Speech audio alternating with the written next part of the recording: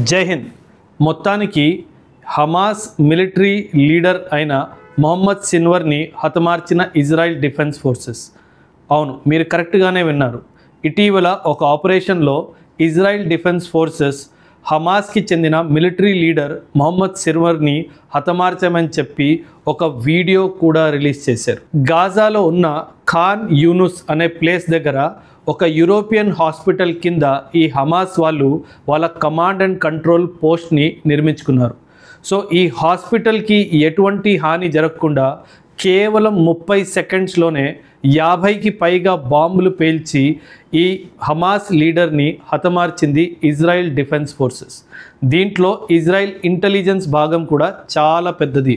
ఈ విషయం పక్కన పెడితే మన భారతదేశానికి విరుద్ధంగా పాకిస్తాన్లో మాత్రము ఉగ్రవాద సంఘటనలు ఓపెన్ స్టేట్మెంట్స్ ఇస్తున్నాయి. మేము భారతదేశంలో టెర్రరిజం చేస్తాము, మేము భారతదేశాన్ని నాశనం చేస్తాము అని. సో మనం ఎందుకు వెయిట్ చేయాలి? మనం కూడా ఇజ్రాయెల్ డిఫెన్స్ ఫోర్సెస్ లాగానే ఒక సర్జికల్ స్ట్రైక్ లాగా చేసి ఎప్పుడైతే వీళ్ళు ఓపెన్గా వచ్చి ఇలా స్టేట్మెంట్స్ ఇస్తారో ఆ ర్యాలీస్ మీద మనం కూడా ఇలా ప్రిసిషన్తో టార్గెట్ చేయాలి.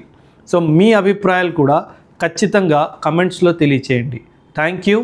జై హింద్.